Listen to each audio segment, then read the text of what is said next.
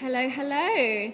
Is this microphone on? It is. Fantastic. Hi, everyone. Thank you so much for joining us this evening on this incredibly warm day. I swear, we literally, whether it's hot or it's cold, we're always complaining, but that's consistency. Anyway, thank you so much for joining us at the Conduit this evening for our incredible Trouble Club event. I am so excited to introduce our speaker. She is just making such an impact worldwide. She's talking about huge issues that are facing all of us. So please put your hands together for our speaker this evening, UN Global Ambassador and the CEO of Sable Labs, Sabrina Dhowre Elba.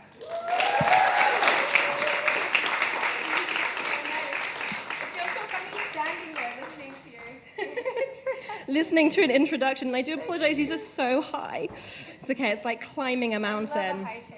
Absolutely. You are going to have to use the microphone, unfortunately, just because it's for people at home. I can dangle my feet. I never get to dangle my feet. That's nice. It's always my short friends get to dangle their feet.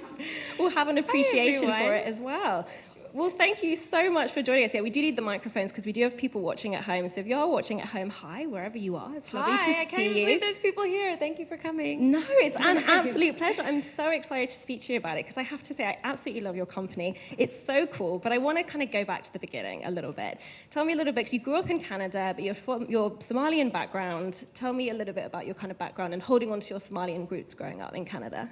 Yes, that's a big question. That was a really big question to start with. Always. I was born in Canada. It says online I'm born in America, which I've kind of embraced. Yeah, like, some places it says. I was like, I need know. a source on this. Yeah, no, I'm so Canadian, like annoyingly Canadian. I still say a boot, like it's bad. But I was born East Coast, Montreal, moved West Coast. I have a big family. I'm Somali. I love living in London because people know about Somali people. There's like no Somali people where I grew up. So when I say I have 2 brothers and 2 sisters, everyone's like, yeah, we get it. Big family, 100 cousins, and I moved about 7 years ago. So I feel like I'm a Brit now. No? Can I say that? Yes, definitely. Because like, when do you get to say that? I've been here long enough. My God, I know how to use the tube. Okay, I'm set.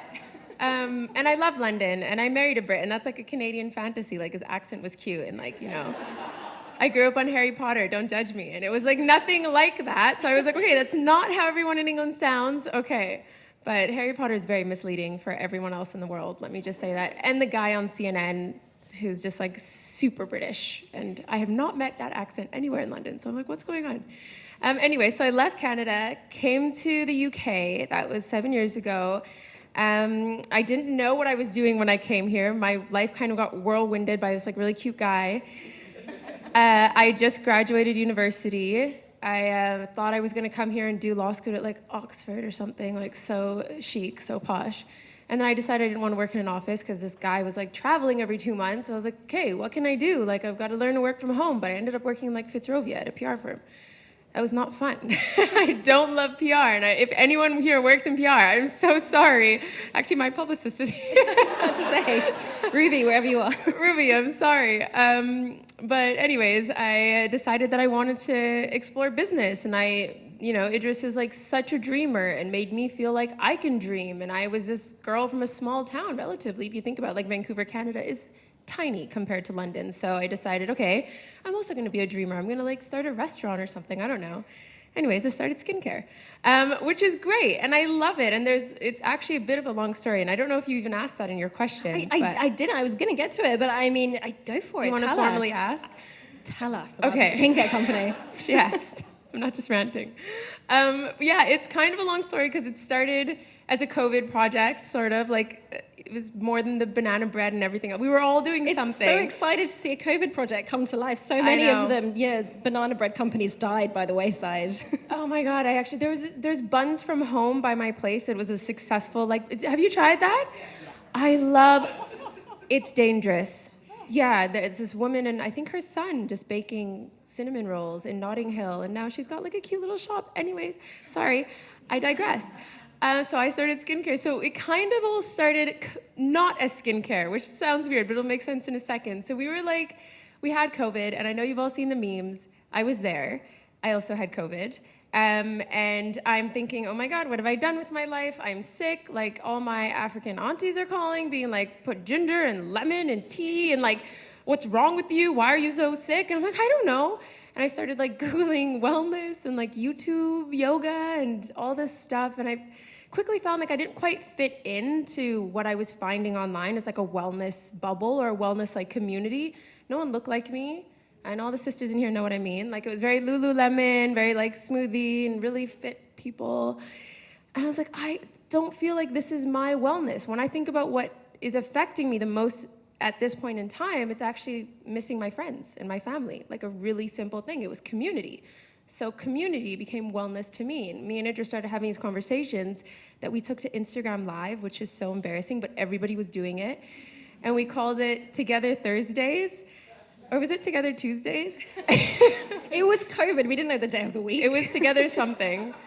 But we interviewed duos like familial, best friends, romantic, people who were doing things right together. And we thought it was fascinating. We were newlyweds at the time, so we're just like soaking all this information up, super excited. And we realized the consistent thread between all these conversations was that if you don't have like a strong sense of self, you're never gonna have a successful relationship. And that was like everyone from like David Guetta to like, you know, Kim Kardashian to like everyone saying the same thing. We're like, hey, there's something in that. There's something about a selfless self-care that can be found in community. Taking care of yourself so you feel good because you look good.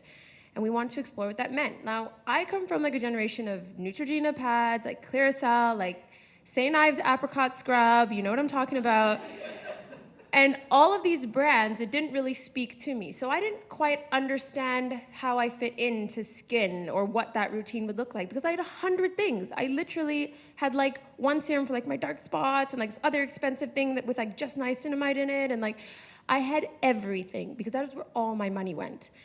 And I realized, why am I using all these things? Why am I like only fixing a problem once it's there? Why are none of the issues that address me or affect me every day for having melanated skin included in like a daily regimen, you know? And I couldn't quite understand. It was either I had to spend a lot of money on a niche product line, Barberstrom. I love Barberstrom, but it was so expensive. And I got this beautiful dark skin tones line, so aesthetic. I mean, the woman knows what she's doing. Like I loved it on my cupboard. Or I'd go to like the bargain aisle in Walmart or Target, and it's like the black aisle.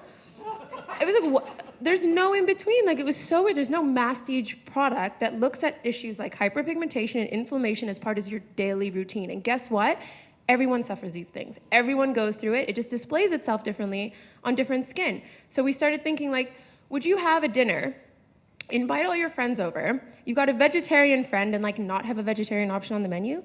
Everyone can have some carrots. We might as well have a vegetarian option. So that was like the niacinamide to me, and that was a tranexamic acid, like these things that are actually great for all skin types. But guess what? Some skin types really need them and actually look for products with them inside.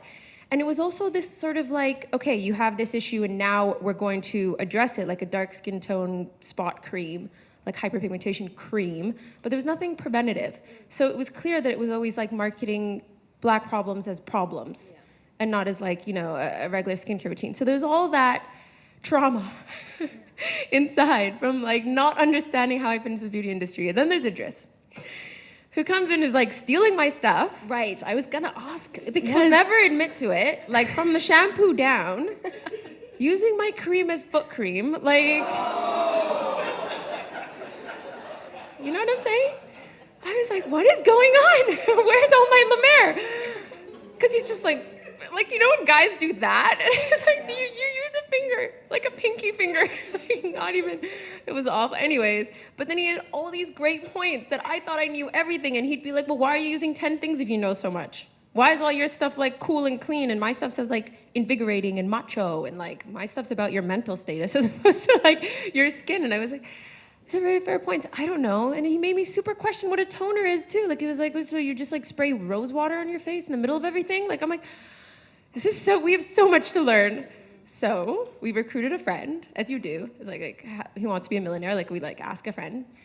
And we called my friend Jessica, who was working at Tom Ford Beauty. She was doing sales and education, and she was like the queen of fragrance. You know, she's like the Tom Ford woman. We're like, leave them, move to London, and come hang out with us while we figure out this problem. Because I was super passionate about, like, if any of you have seen her online, she is like blue eyes, blonde hair, like very polar opposite of me. And I wanted to formulate something, create something that we both loved, that didn't exclude any of the issues that I was facing, but also address problems that she had, like rosacea and, and sunspots and all this type of stuff. So we thought, okay, heads down, we had a lot of time, it was COVID, looking at all the nasties, benchmarking everything. I mean, literally, I bought everything. I was like, I don't like that. I kind of like this consistency. I don't want any fragrance. My friend was pregnant. I was like, oh my God, I woke up one morning, everything has to be pregnancy safe. Like, I was like, I didn't even think of that. Like, and we had time. And I'm super, super thankful that we had that time. And then Idris would come in and be like, let's call it Sable, because it's Elba's backwards. And I was like, okay, thank you for your beautiful contribution. Back to formulating, but you could be like the guinea pig. But he had all these creative ideas. So between the three of us, we kind of birthed this brand. And I'm sorry, that was like the whole time of the interview. That's okay. I mean, it's just answered about 4 of my story. questions, which is always so easy for me. And Nice. I love on the website, one of my favorite things is that you have like a glossary of ingredients, which is fantastic because you look at the back of half of these products and you're like, So just tell us about including that and why it was important. Yeah, I mean, I wanted to not have or put anyone through the same experience I went through, like turning things around and be like, I don't know what anything is. Like, why does nobody explain these things? So I just wanted to be so transparent. We bought a neon sign that says transparent and it's in the office, okay? That's how transparent we wanted to be, like from the top down. And we wanted our customers and our consumers to understand everything that was going in and understand why we were taking things out. But then there was the question of how do we choose what to include and where it's from. And if you know anything about us, we're UN Goodwill Ambassadors for IFAD, which is like the International Fund for Agricultural Development. It's like a mouthful, but we work with rural farmers in small areas around agriculture because we see agriculture as an amazing means to help build people out of poverty. So you kind of find a solution to sort of navigate, the aid problem, because there's a time and place for aid, of course, but it's cyclical and we need more and more of it. And this is because people don't have the infrastructure and education and tools. They need investment as well, right? So we're doing all this great work. We're not then gonna put out a line that has ingredients that are sourced from, I don't know, like, we don't know. That's the problem. We talk about fair trade food, we talk about fair trade everything else, but we don't take something off of a counter in a beauty store and go, where did these ingredients come from? And then I found out like devastating things. I found out the shea industry, women are dying sourcing shea. That sounds crazy, right? People are dying farming ingredients for stuff that sits in our bathroom.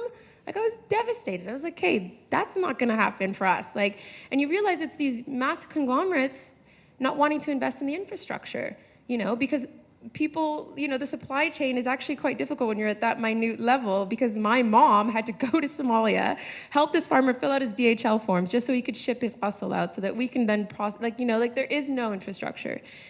So how do we absorb or try and address that problem? Like we ended up saying no to everyone because we realized everyone's kind of part of the problem, trying to find a chemist, and we found one locally who found a supply chain partner who could help us find these ingredients. We work with organizations like Farm Africa.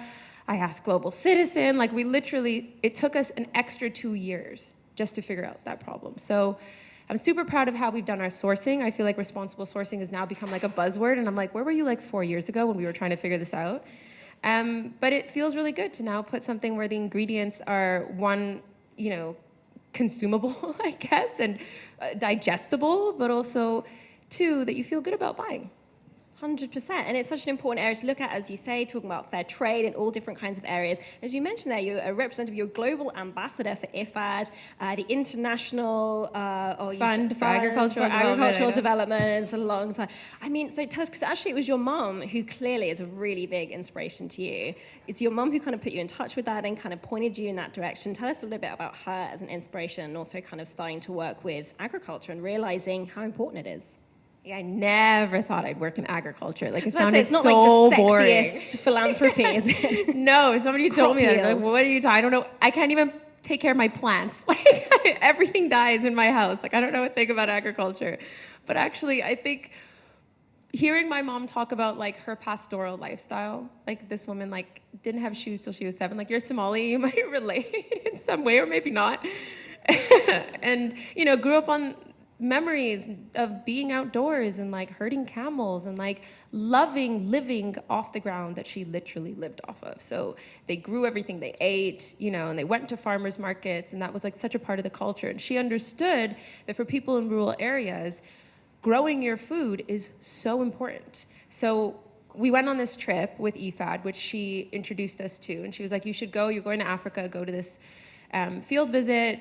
She knew one of the women that were working there, who's a friend of a cousin, because she's Somali, and every Somali person knows each other.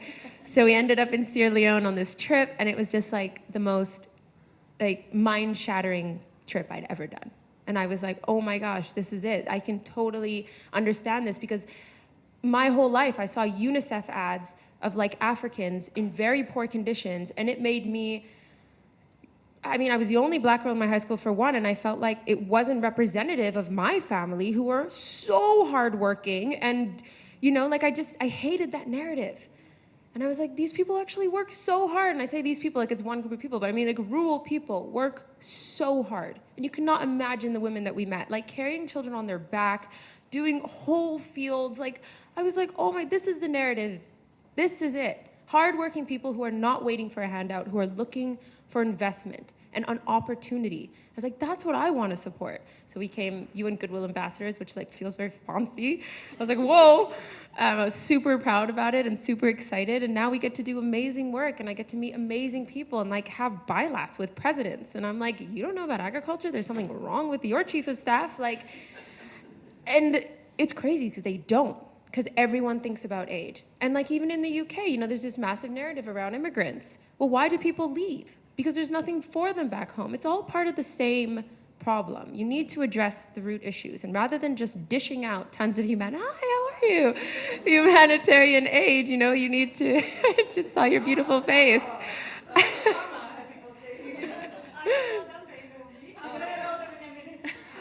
Hi, Summer. Thanks so much for joining us. That woman's a boss woman. If you don't know who she is, you should say hi after. Anyways, so nice to see you. What was I saying?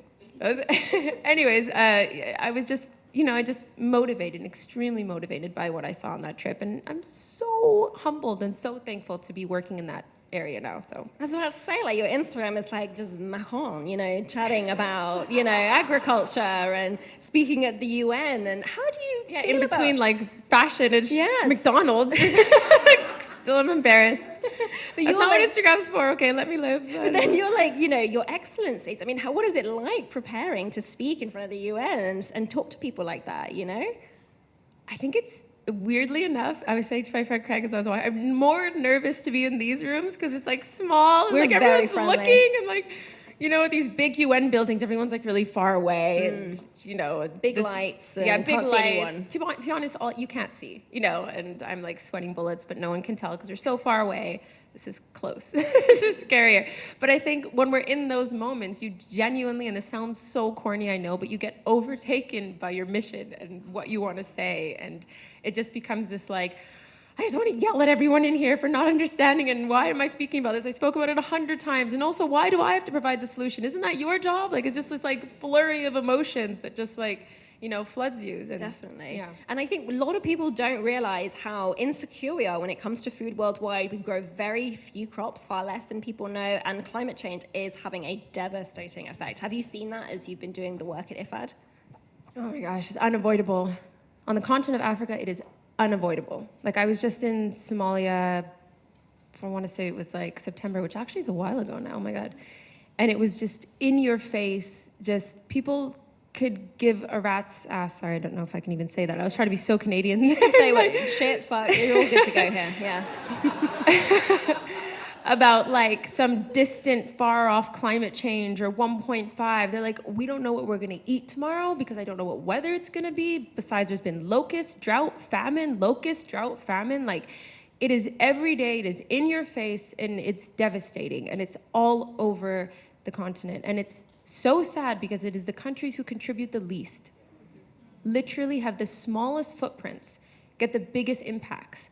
Like, of course the world has to work out that way. It's like not fair. Why does the equator work itself that way? Like, I don't get it. And you just, you know, you have this immense amount of guilt. Like, it's so bad. You go to, it could make me emotional, but like, it's so bad because you go to these areas and people have nothing. They have nothing. And I'm just like, oh my God, like, why am I like, in global north, like just using all the energy that we use? And it's fossil fuels, it's energy. They're the biggest polluters. Don't let anyone tell you otherwise. Until oil and gas change, nothing else is going to change. And people are suffering. Like, women have become the face of climate change. Women who can't breathe the air, who are trying to send children to school but have massive, massive amounts of like work and responsibility because they're trying to just navigate the effects of, they don't even know what it is. There's barely words for what's happening every day. Like it's devastating. 100%. But also you work hugely with women, as you say, and obviously there's so much opportunity. That's the rephrasing it. When it comes to investment, there's so much opportunity for women. Tell us about some of the women that you've met during your trips. Yeah, the women I meet are the best. And it's like, I'm not even trying to just meet women. There's just a lot of women in these rural areas who are actually working. Because we drive through the city first, generally, and you see all the men at the bars. Like, sorry to all the men in this room, but literally on the bars, on the streets. And then you get to the rural areas, and it's women. It is like feeding the country, feeding the city, feeding us. They provide 1/3 of the world's calories, rural people, by the way, and get nothing for it. Like, we pay so much for services, but we don't pay for their services. They pay for it, to be honest. And women are so responsible. I know, like, that sounds cliche, but actually, when they make money, they send children to school, they take care of the community, they build the community. Like, the stories I've heard that, like, I'm always asking women, so, what are you gonna do now? Like, you have a bigger crop, like, you've got some more land. So I was like, oh, I'm gonna build, like, a store, I'm gonna do this. And it's, like, so ambitious and so, like, always in a way that wants to give back. And I love that. I love working with women. And gender issues have become so tied in with climate issues that you can't speak about one now and not speak about the other, because women are genuinely suffering. And COVID made it so much worse. Like, when the informal markets closed, what are women supposed to do? How are they, like, their means of living was just gone, wiped out, just like that. And anyways.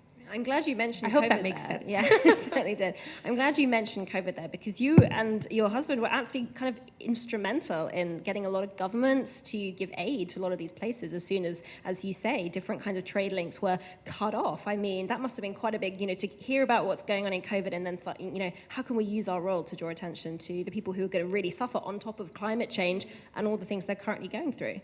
Yeah, I mean, thank you for saying that, but at the time it didn't feel like it. It felt like everyone had this like togetherness and, build back better and like this massive energy and spirit. But come replenishment, no one was giving up any money. And, we don't lobby to the general public. We lobby to government and private sector. And they have money. They're just spending money on the wrong things. And if you're going to spend money on climate, don't forget people along the way. It's people who are part of the equation and people who are dying. And so thank you for saying that, but it was just like this massive frustrating time. It made things so much harder, so much harder.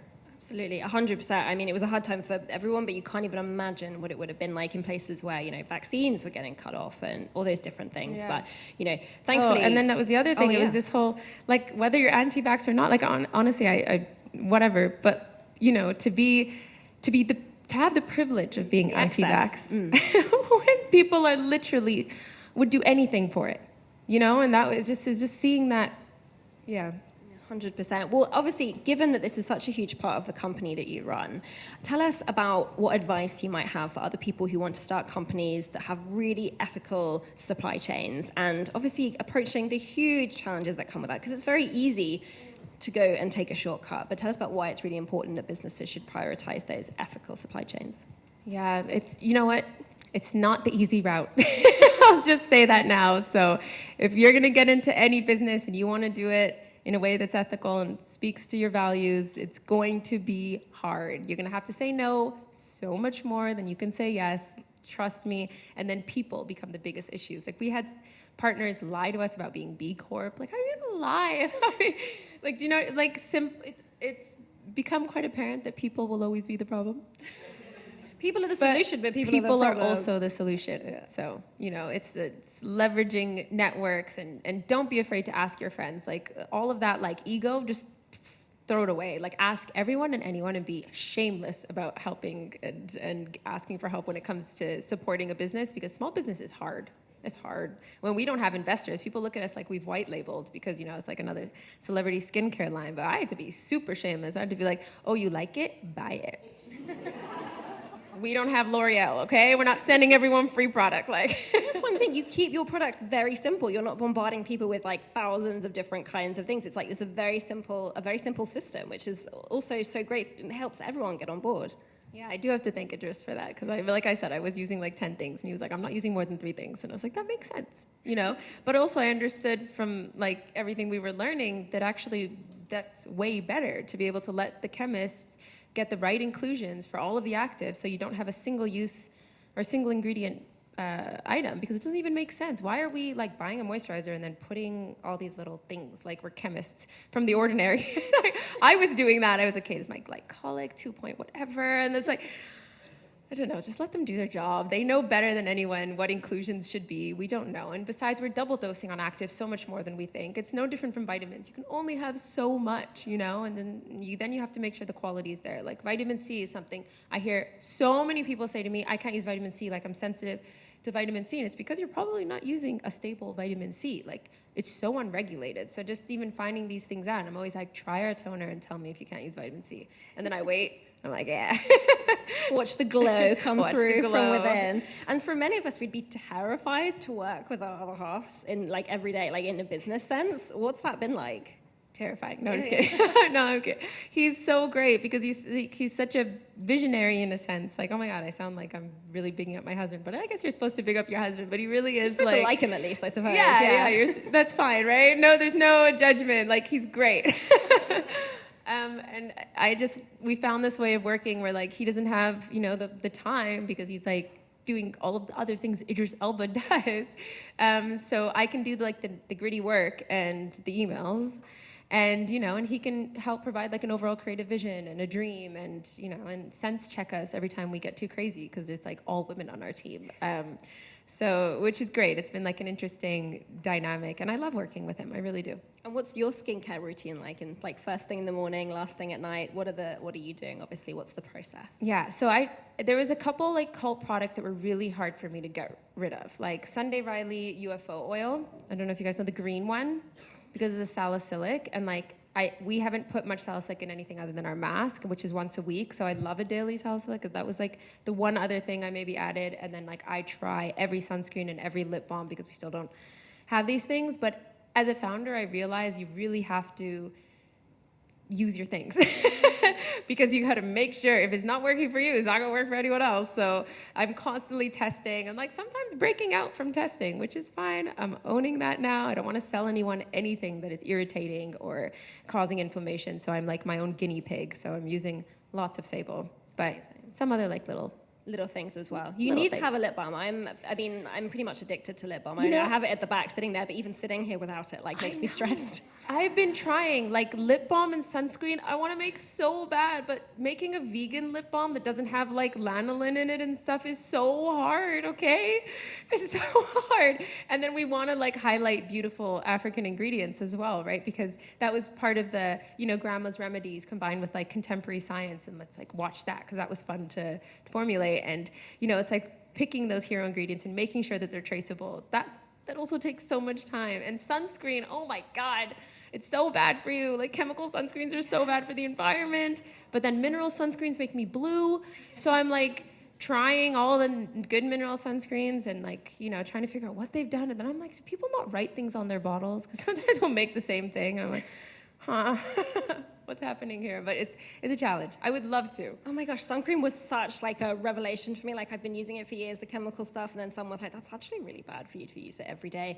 And the sun is worse. Don't feel so bad. But it's true. Yeah, but as long as you're washing it off. It's like thankfully I work from home most of the time, so I can just be blue and it's fine. It's not a particularly big deal. I used to say that, and then I found out about blue light and all that stuff and all the light. Yeah, I know. Oh my goodness, you're making, it's scary. Yeah, if you go outside for a second even, like, I don't know, I've been fear-mongered now. I'm like, sunscreen every day or die, literally, and every influencer is like, put on sunscreen, I'm like, I know. We're trying really hard to find the best ones. Were there any suppliers or products in particular that you really wanted to work with or wanted to use but it just didn't work out in the products, and was there any situations like that? That makes me think of like, we wanted fancy packaging. and then you realize none of it's recyclable. So finding 100% PCR packaging that was refillable, that had airless pump, that was the hardest part. There's not much choices unless you're gonna be tooling your own packaging, which costs so much money. And I'm like, how do these people have so much money? I realized, we're just gonna have to go with the simple thing. And I think now consumers will actually, we don't use any secondary, you'll never find our stuff in a box. I think people are willing to sacrifice on that. Because one thing I learned is that cost of goods, like ingredients, it's pretty much the same price. So if you see something that's like 300 pounds, you're paying for the packaging, you're paying for the marketing, you're paying for Bella Hadid on the poster.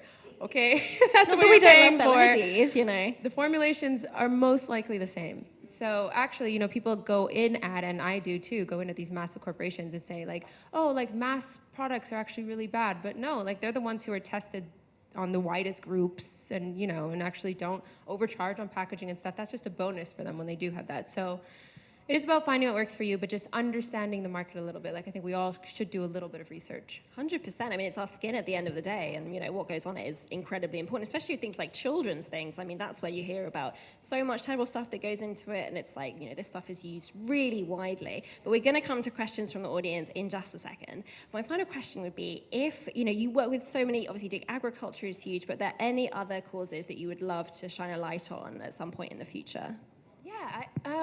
Yeah, I work with a couple other ones. I think the one that I feel that I could do so much more in is domestic abuse. I grew up in a household where my mom was abused, and we spent a big part of my childhood in a halfway home, which sounds don't even feel bad. It was amazing. There was horses there, and it was so great, and we were baking cookies every day. But I don't feel the UK quite has that. I feel so privileged. We don't have halfway houses with horses and cookies, no. No. I know, which is I kind of thought it was this amazing getaway for my mom so that my stepdad couldn't find her. And I'm how, and I work with, some amazing organizations here, and a great one I patron called Storm in Battersea. People have nowhere to go, and that's I'm what can I do? Just buy a house with horses and but I want to do more work around domestic abuse. Okay, and look out for the Sabrina Dhowre Elba house at some point that you can... Except you won't be able to find it. Oh, no, of course not. That's the whole point of them. That's very important. This is why I don't do that. Oh, we're over here. Well, thank you so much. If we have any questions from anyone in the audience, this is the time to ask. I know it's terribly scary going first. You will have to use a microphone. Straight to the... Oh, no, hang on. Oh, Francesca's given it... Oh, you have to decide. It's on you. I'm going here. Oh, we're going to start from the back and we'll move our way forward. There's logic to that. Go for it. Hi, thank you so much. You've covered so much and it's been amazing. I was hoping to go back to kind of the agriculture and climate change and the impact on women. There's been this year, particularly coming out of London Climate Action Week, and they're finally talking just transition, human rights, more this year than ever. What do you wish would be brought up, if it kind of putting you on the spot a bit, but one question around women and climate change? One thing? Or more.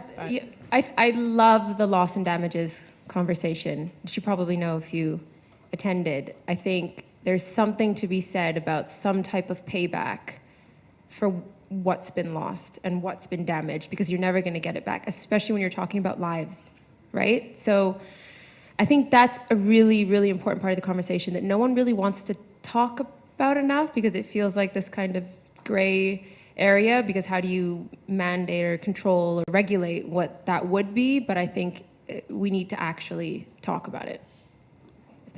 Does that answer your question? Absolutely. That's great. Yeah, so it's an incredibly important point. It's not talked about nearly enough. Yeah, thank you so much for such a great question. I think we'll come to the front now. There you go.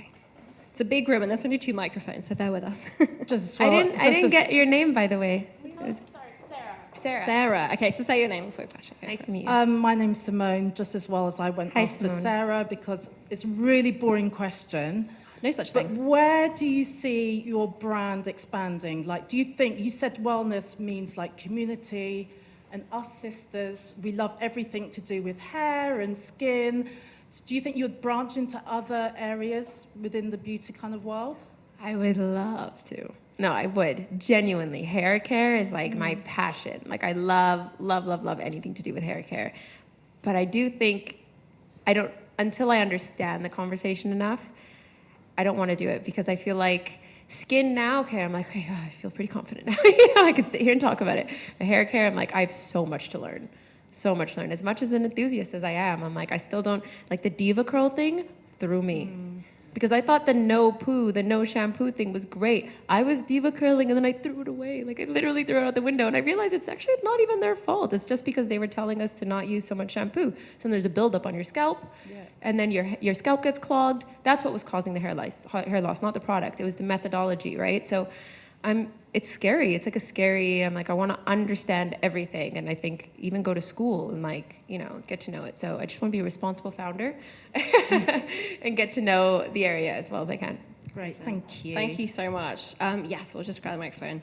I got a filter for my shower. If you live in London, get a filter for your shower, because it's such hard water here. You got It's so the filter. bad. Yes, it's changed everything. I'm so jealous. Get a filter. I get the Instagram ads now. Yeah, the about Hello the Clean filter. ones. Yes. Get them. It's seriously, it's so good. We're not sponsored by them or anything, but I'm just saying, it changed everything, seriously. Does someone else Did you have to do the whole house though? No. You just unscrew this where the shower is, and you screw it on, and then you unscrew where the shower would screw onto the tap. I mean, I don't know what kind of shower you have, but that worked perfectly Because that's the well. thing. I love my shower heads. Oh no, you don't have to change your shower So you don't heads. change your shower head. No, you Okay, can okay. just this is a whole conversation for another time. Anyway, they have other options. It's Okay. doable. It's doable. We'll talk about this later. We'll talk about this later for sure. Anyway, someone must have a microphone. Hi, so I'm Whoever has Maureen. Hi, Maureen. Hi, and so you mentioned working with rural women to get ingredients over to the UK. I'm of Nigerian heritage. What was the best way to approach that? So if I wanted to work with women in Nigeria, did you find it was the best to go out there and work with them individually, or is it best to approach a company that already works with these women? What is the best way to do it? I think there's so many amazing NGOs and organizations that are grassroots that are really doing it well. You don't even have to look far. And that's also what makes it so much more heartbreaking, is because the resources are there, the solutions are there, they just need funding. I meet every day a woman at a conference who's like, I have this amazing organization, let me give you my card. And I look into it and it is genuinely amazing. People are doing God's work and they just need support. So it's like finding one that you love. And even if you want to start your own, that's fine too, because, you should be able to, you have every right to, but there's so many good ones. Thank you. If you want, I can tell you after some great ones that I found. There we go. Perfect. Thank you so much. Does anyone else? Oh, we have some hands kind of dotting up. We'll kind of... Yeah, go. Hi, I'm Amy. Firstly, I've got a slightly frivolous comment, which is I actually found out about you because I follow the Kimbino, and I really love the styling choices. I love her. Part of me wants to have an entire conversation about that, but on a more serious note, there's quite a few aid charities that have started giving money directly into various areas and various on-the-ground organisations, as opposed to the more typical aid model. In your experience, what do you think has worked better, and what's your view on this? What was your name, sorry? Amy. Amy, yes. So I have a bit of a mixed view on this, because I think it's the right thing for agencies to do is to look at long-term solutions. So grassroots organizations are great, especially when you're talking about things like agriculture, because people who understand the biodiversity and the land that they're actually working on and can compete with big agro, it's important to support that. But I also think, so why the middleman and why the overhead costs of the other agency? And I feel so bad saying that, but these are massive agencies that are now doing that, and if it's not your specialization, then maybe you need to change your ethos if you think that that's a better solution. Not to say that we won't need big aid, because when a hurricane happens, fine, but there are other ways to do that. So I think it's actually about people relooking at what they do on a wider scale, as opposed to just doing one hand, we're going to support today this kind of grassroots long-term solution, but tomorrow we're going to go back to our big overhead and our so I don't know if I can give you a concrete answer, but... No, that's fine, because I think I don't think there is a concrete answer to this, because there are both sides, but I think sometimes it's this idea of, they need people, assuming that people in certain development areas don't know what's best for them, and it's just come on, these are these are people, this is anyway. Thank you so much. It's such a good point. Yeah.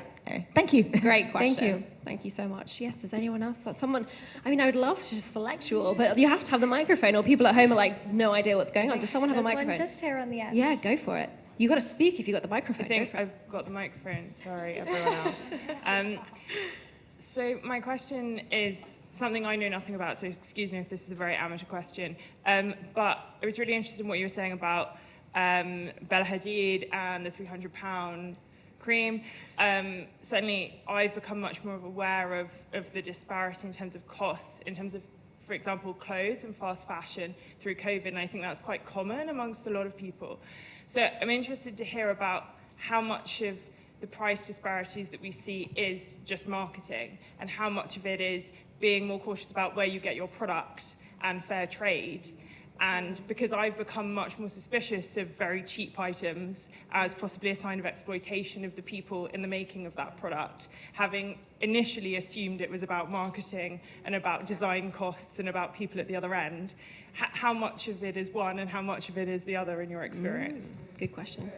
It's a fine line. It's a fine line. Like I mean, every industry is a little bit different, but if you're seeing shoes for £5, margins on shoes are about 40%. That means a shoe costs $1 or something to make. My math is not that good, but it's cheap. Who was paid to make that shoe? And so how old are they? Is it similar in skincare, I guess? Exactly. Yeah, true. I think to skincare, it's a little bit of a different, like it's a sourcing issue. But you're right. Who's farming the shea, for instance, like we spoke about, right? But then at the same time, and one of the reasons I don't speak to it as often as I'd like is I grew up with a single mother who's obviously going through what she was going through. That's all she could afford. So I don't want to ever shame anyone for buying into it, but I think we need to make smart choices. It's the people who do like the big hauls. It's like, you know, the Shein haul. Yeah. It's like, did you need all of those $10 sweatpants? You know, and it's just like making better decisions. So it's hard, but I think it's not hard to figure out where a company's overspending, because there will be some technologies that you can look at and go, okay, those ingredients probably were a bit more expensive. But if you see anything that's unreasonable, trust your gut. Or too good to be true, trust your gut, you know? And that's what I'm learning. And like, skincare margins are 80%, if you want to know. So that might help. My goodness, yeah, that's a really good thing to know and to check. And think, but it's so hard, obviously, because when the cheaper products are so great for consumers, people who have less money, but it's the consumers at the end of the day who are getting blamed, and it's really governments, and there's not enough control and regulation about Totally. it. Yeah, 100%. Go for it. Hi, Hi. I'm Mara. Nice to Mara. meet you. Another founder business related question. Any tools, tips, and tricks for someone whose partner might also want to go into business with them? So like things that you can do from the jump to like keep things sweet and ticking over well. I get what you're saying. I can't even play badminton with my partner, let alone run a business with them. My goodness. No, I get what you're saying. You know, there's a couple things I had to learn to be able to work with Idris. I have to go through his assistant. And my ego, I was like, I have to email who? To get a meeting with who? I was like, but I get it. It's work. I have to treat his time with respect. It's his work time. If I'm asking for a date, that's a very different thing. When we approach work issues and work problems, you make work time. So that separation of work and home is so important. And I'm like, okay, let me just put my ego aside and, you know, approach it in that way. But I also think having it not be the only thing that you both do, having other things that you have that are your own also really helps. Because there was a point in time, I'll be honest, where I was only doing Idris things. And I had this, you know, like a little bit of self-doubt. Can I do things alone? Can I why do I feel like I'm in his universe, you know? And that was just having my own little things on the side, whatever that looks like for you. It doesn't have to be another business. It does help. That's for me personally. I hope he has to schedule meetings through your assistant. He does now. Oh, there we go. That's what I wanted to hear, absolutely. Whoever, I think there's I've learned. Go for it, whoever's got the microphone. Go for it, yeah. So I'm really glad that he has to schedule meetings with your assistant. That was a brilliant one. You've been absolutely captivating. And one of the things that I that really resonated for me was whether or not you fully imbibe the fact that you're a black female founder. Now, I don't mean that to sound cliche. I mean that in context of the fact that within the world order, within the reality that climate change is impacting the black African context and obviously the global southern majority faster and more adverse than in other ways and in other parts of the world. To what extent do you feel a sense of accountability, responsibility that actually is connected to your identity as a black woman in context of leadership of the business, because we're often portrayed as consumers within this world order, recipients of repatriation or loss and damage fund. And I just have to commend you. I'm an environmental lawyer, but I'm also a former founder of an ethical jewelry brand working in Rwanda with women in a rural context. I know what you are going through and what you are doing.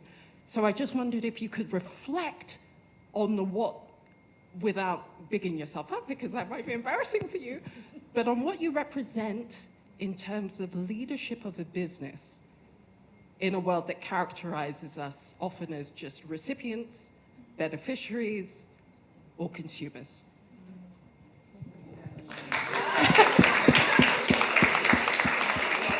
You can tell she's a lawyer.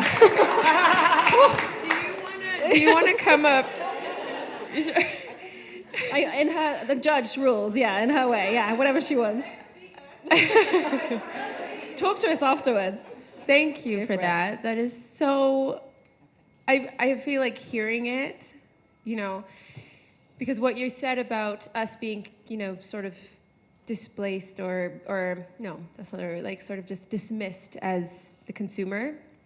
I have to constantly prove myself in rooms with white men, and that's why it's also part of the reason I don't even want to ask for investment. I will use every one of my last dollars because I hate walking into those rooms, but I have to remember to walk in with my my head held high and be like, yeah, this is my business and I founded it. Thank you.